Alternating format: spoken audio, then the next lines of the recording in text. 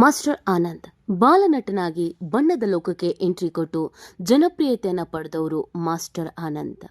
ನಟ, ನಿರೂಪಕನಾಗಿ ಕನ್ನಡ ಕಿರುತೆರೆ ಮತ್ತು ಸಿನಿಮಾ ರಂಗದಲ್ಲೂ ಕೂಡ ಮಾಸ್ಟರ್ ಆನಂದ್ ತಮ್ಮದೇ ಆದ ಛಾಪು ಮೂಡಿಸಿದ್ದಾರೆ. ಅದರಂತೆ ಮಾಸ್ಟರ್ ಆನಂದ್ ಅಂದಿದ ತಕ್ಷಣ ನಮಗೆ ಅನೇಕ ಸಿನಿಮಾಗಳ ಕಣ್ಮುಂದೆ ಬರುತ್ತೆ.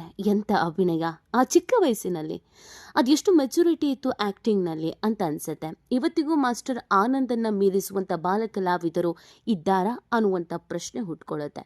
ಸೊ ಹೀಗಿರಬೇಕಾದ್ರೇ ಅಪ್ಪನಂತೆ ಮಿಂಚೋಕೆ ಅವಳ ಮಗಳು ಕೂಡ ರೆಡಿ ಆಗಿದ್ರು.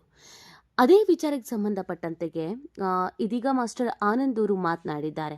ವಂಶಿಕಾ ಯಾರಿಗೆ ತಾನೇ ಗೊತ್ತಿಲ್ಲ ಹೇಳಿ, ವಂಶಿಕಾ ಕೂಡ ಅತಿ ಚಿಕ್ಕ ವಯಸ್ಸಿಗೆ ಅಪ್ಪನಂತೆ ಮಿಂಚ್ತಾ ಇದ್ದಂಥ ನಟಿಯಾಗಿದ್ರು.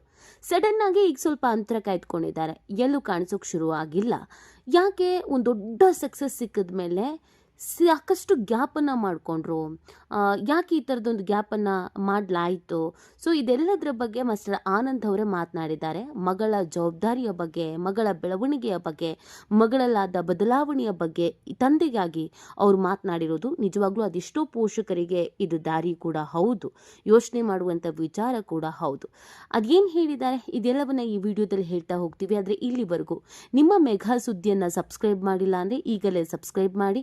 ಹೆಚ್ಚಿನ ಮಾಹಿತಿಗಾಗಿ ಬೆಲ್ ಐಕಾನ್ ಪ್ರೆಸ್ ಮಾಡೋದನ್ನು ಮರಿಬೇಡಿ. ಎಸ್, ಮಾಸ್ಟರ್ ಆನಂದ್ ನಿರೂಪಕ ಹಾಗೇನೆ ಆ್ಯಕ್ಟಿಂಗು ಇದೆಲ್ಲದರ ಜೊತೆಗೆ ತಂದೆಯಾಗಿ ಕೂಡ ಒಂದು ಜವಾಬ್ದಾರಿಯನ್ನು ಹೊತ್ಕೊಂಡಿದ್ದಾರೆ.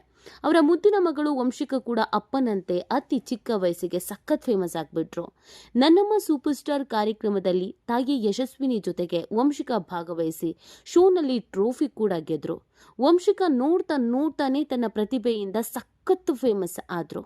ತಂದೆಯಾಗಿ ಈ ಜವಾಬ್ದಾರಿಯನ್ನು ಹೇಗೆ ಸ್ವೀಕರಿಸ್ತಾ ಇದ್ದಾರೆ, ಏನೆಲ್ಲ ಸಮಸ್ಯೆಗಳು ಎದುರಾಗಿದೆ, ಚಿಕ್ಕ ವಯಸ್ಸಿನಲ್ಲಿ ಮಕ್ಕಳಿಗೆ ಸಕ್ಸಸ್ ಬಂದಾಗ ತಂದೆ ತಾಯಿ ಅದನ್ನು ಹೇಗೆ ನೋಡಬೇಕು ಮತ್ತು ಮಕ್ಕಳಿಗೆ ಅದು ಹೇಗೆ ಇಂಪ್ಯಾಕ್ಟ್ ಆಗುತ್ತೆ ಅನ್ನೋದನ್ನು ಸ್ವತಃ ಮಾಸ್ಟರ್ ಆನಂದ್ ಅವರು ಯಾವುದೇ ಅಂಜಿಕೆ ಅಳುಕು ಏನು ಇಲ್ಲದೇನೆ ಮಾತನಾಡಿದ್ದಾರೆ.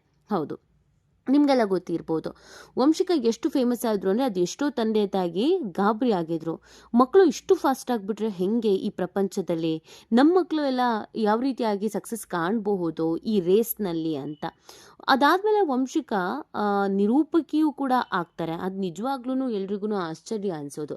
ಬಟ್ ಈಗ ನೀವು ಹುಡುಕಿ ವಂಶಿಕಾ ಮೊದಲು ಇದ್ದಂಥ ಕ್ರೇಜ್ ಇತ್ತಲ್ಲ, ಅದು ಸಡನ್ನಾಗಿ ಡೌನ್ ಆಗಿಬಿಡುತ್ತೆ, ಕಮ್ಮಿ ಆಗಿಬಿಡತ್ತೆ. ಹೆಂಗೆ ಕಮ್ಮಿ ಆಯಿತು? ಅದನ್ನು ಅವ್ರ ಪೋಷಕರೇ ಪ್ಲ್ಯಾನ್ ಮಾಡಿ ಬೇಕು ಅಂತ ಕಮ್ಮಿ ಮಾಡಿದ್ರು, ಅಥವಾ ನಿಜವಾಗ್ಲೂ ಆಕೆ ಮೇಲೆ ಬೇಡಿಕೆನೇ ಕಮ್ಮಿ ಆಯಿತು? ಇದು ಈಗಲೂ ತುಂಬ ಜನಕ್ಕಿರುವಂಥ ಪ್ರಶ್ನೆ. ಅಂದರೆ ಮಿಂಚಿದ್ರು ಹಾಗೆ ಹೋಗ್ಬಿಟ್ರು ಅಂತ ಅಂತಾರಲ್ಲ, ಹಂಗಾಗಿದ್ದು ಹೆಂಗೆ ಅಂತ. ಹೌದು, ವಂಶಿಕಾ ಶಾರ್ಟ್ ಮೂವೀಸ್ ಸೇರಿದಂತೆ ಬ್ಯಾಕ್ ಟು ಬ್ಯಾಕ್ ರಿಯಾಲಿಟಿ ಶೋಗಳಲ್ಲಿ ಮಿಂಚಿದ್ರು. ಗಿಚ್ಚಿ ಗಿಲಿ ರಿಯಾಲಿಟಿ ಶೋನಲ್ಲಿ ಭಾಗವಹಿಸ್ತಾರೆ.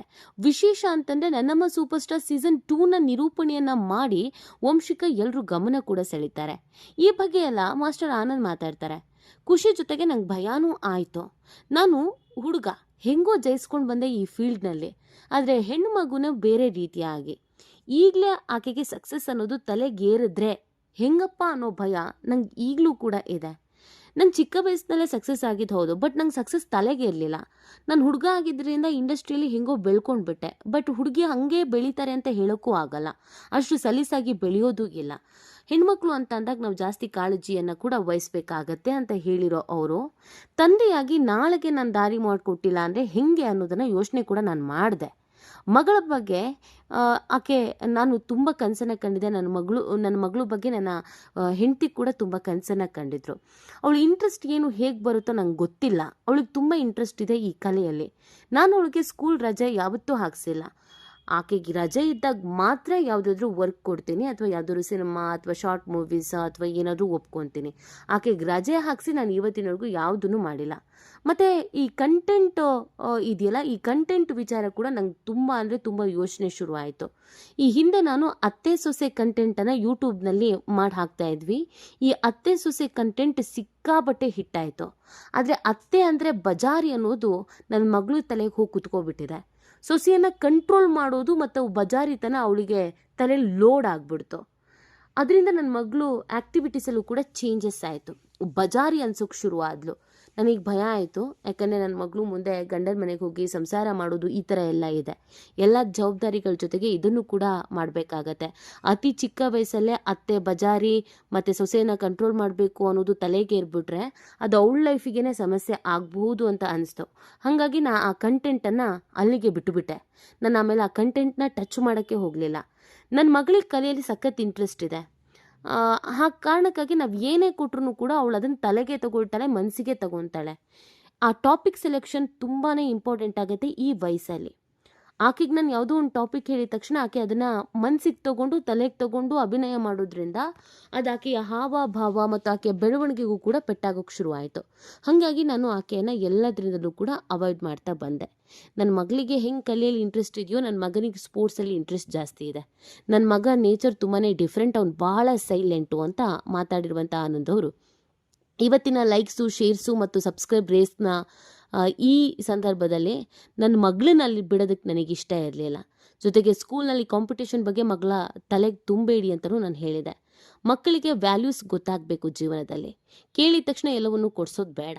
ಅಟ್ಯಾಚ್ಮೆಂಟ್ ಇಷ್ಟಕ್ಕೆಲ್ಲ ಕಾರಣ. ನಾನು ಕೂಡ ತಪ್ಪು ಮಾಡಿರೋದಕ್ಕೆ ಹೇಳ್ತಾ ಇರೋದು. ನಾನೇನು ಜ್ಞಾನಿ ಅಲ್ಲ. ಪೀಡಿಸಿ ಕೊಡಿಸಿದ್ರೆ ಆ ವಸ್ತುವಿನ ಬೆಲೆ ಮಕ್ಕಳಿಗೆ ಗೊತ್ತಾಗುತ್ತೆ ಅಂತ ಮಾಸ್ಟರ್ ಆನಂದ್ ಹೇಳಿದ್ದಾರೆ. ಇದೆಲ್ಲವೂ ನಾನು ಯೋಚನೆ ಮಾಡಿದ್ದು ಮಗಳಿಗೋಸ್ಕರ. ಹಾಗಾಗಿ ಎಲ್ಲದರಿಂದ ಆಕೆಯನ್ನು ಈಗ ಅವಾಯ್ಡ್ ಮಾಡ್ತಾ ಇದ್ದೀನಿ ಅಂತ ಮಾಸ್ಟರ್ ಆನಂದ್ ಹೇಳಿದ್ದಾರೆ. ಈ ಬಗ್ಗೆ ನಿಮ್ಗೇನು ಅನಿಸುತ್ತೆ? ನೀವು ಕೂಡ ಮಕ್ಕಳ ಬಗ್ಗೆ ಇದೇ ಥರ ಯೋಚಿಸಿದ್ರಾ? ವಂಶಿಕ ಬಗ್ಗೆ, ಆಕೆಯ ಅಭಿನಯದ ಬಗ್ಗೆ ನಿಮ್ಗೇನು ಅನಿಸ್ತು ಅನ್ನೋದನ್ನು ನೀವು ಕೂಡ ಕಮೆಂಟ್ ಮಾಡಿ ನಿಮ್ಮ ಅನಿಸಿಕೆಯನ್ನು ತಿಳಿಸಬಹುದು.